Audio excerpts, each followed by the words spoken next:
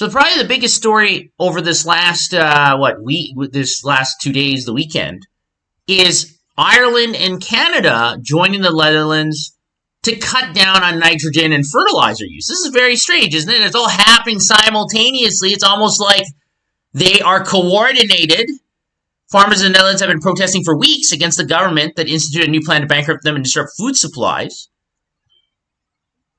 Around 40,000 Dutch farmers paralyzed traffic in the Netherlands and blocked around 20 food distribution centers over the weekend.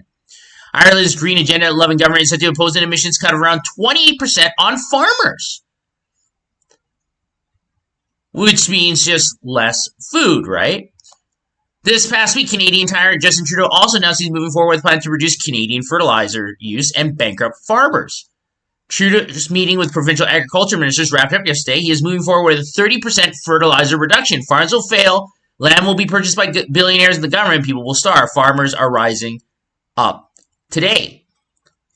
So how come the fake stream news hasn't talked about this? The protest in the Netherlands I don't think I've seen, how many reports about what's happened in the Netherlands? Almost none. And of course, it's usually in a negative light. Oh, they're all white supremacists or something like that.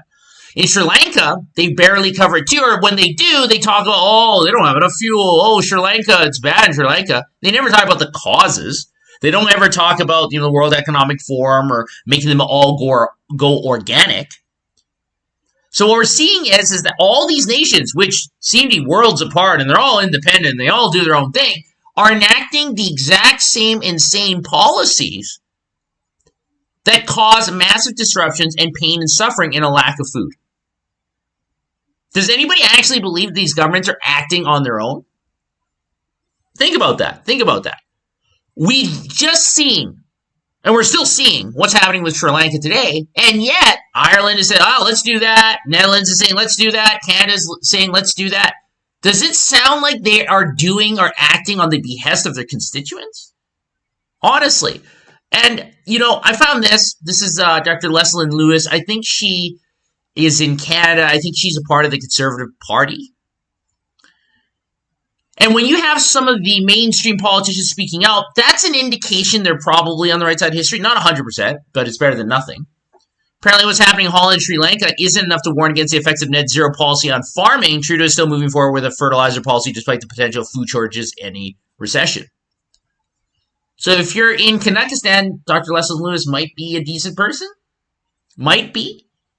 Once again, I couldn't find any mainstream coverage of this in Ireland, Canada, or the Netherlands. I wonder why that would be. I wonder why, right? Let's listen to this guy because, This country, George, there's a big emphasis on agriculture and how agriculture needs to cut its emissions. And I know it's an issue you feel very strongly about. You've said that agriculture is arguably the most destructive industry on earth. Explain, and do you still believe that, George? Agriculture, which is food, is the most destructive. What does that tell you? These green commies, whatever you want to call them, have always been anti-human. It's just becoming more and more apparent as time goes on. Anti-human. If you want to reduce carbon, you can. What creates the most carbon? People.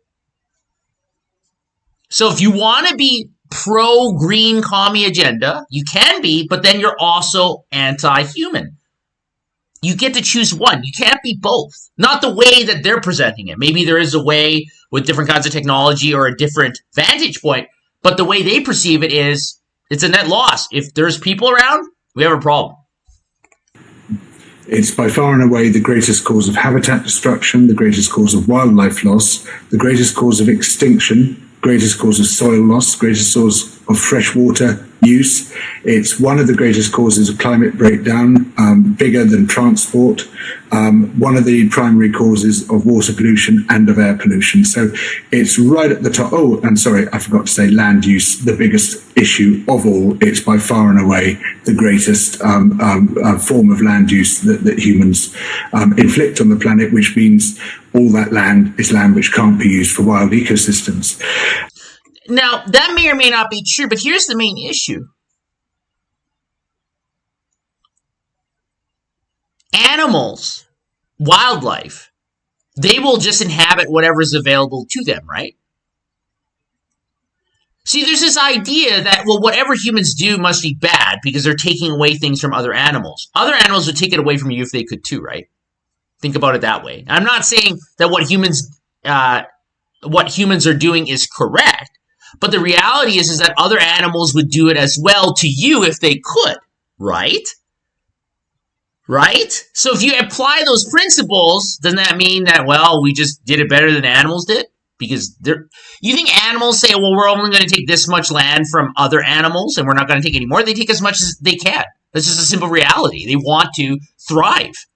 And while obviously we need farming, we need to minimize those impacts. We need to act as drastically within that sector as any other sector to prevent the collapse of our life support systems. And what that means, above all else, is getting out of livestock farming, is really shutting down animal farming altogether, because that has massively disproportionate impacts on the living planet. And we need to switch towards other sources of food, plant-based diets, which are far more efficient, far lower environmental impacts, but also switch out of farming altogether to produce protein-rich foods, which we can do through precision fermentation, brewing George, microbes. I can hear farmers all over the small country of ours shocked and perhaps screaming at their televisions because they're saying, are you saying all animal farming, in your opinion, really needs to stop?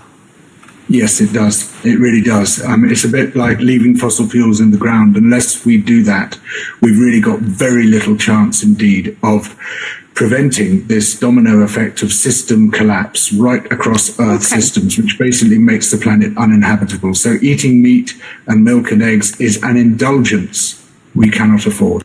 This country... Is that true? Is that true? Think about it this way. Eating meat and eggs and all this other stuff, why is it bad? Look at the way that humans have evolved. We are omnivores. We can eat meat. We can eat plants. The people that only eat plants, they don't do that well generally, right? It might be because physiologically we haven't evolved to do that. Maybe in 1,000 years we'll be okay, but right now we're not. Wouldn't it be much better? Wouldn't it be much better to stop subsidizing criminals and pedophiles and all these crazy lunatics to allow them to jet around the world and do all these horrible things instead of saying, hey, you better not eat milk or drink milk or eat meat, because they're going to keep doing it. See, here's the thing. This guy's talking from Oxford. His overlords, are they eating vegan diets? No. They're still having caviar and this finest Camembert or whatever it is that they dine on. So the reason why I know it's a bunch of fluff is because even those that are pushing it refuse to do it themselves. That's the easiest way to know that what they're talking about, they don't even believe in it. But back to the main story. We now have additional countries that are saying we want to destroy the food chain. We want to reduce fertilizer use. Why? We already have surging prices. We have a border crisis. We have mass surveillance. We have all the coronarianism, all this stuff. And on top of it, we're going to reduce the food. Does this sound like it's what the citizens want? Or is it something that other people are harking for? Let me know what you think in the comment section below. Just as a reminder, 2 news roundups today. I'll see you all in the next video.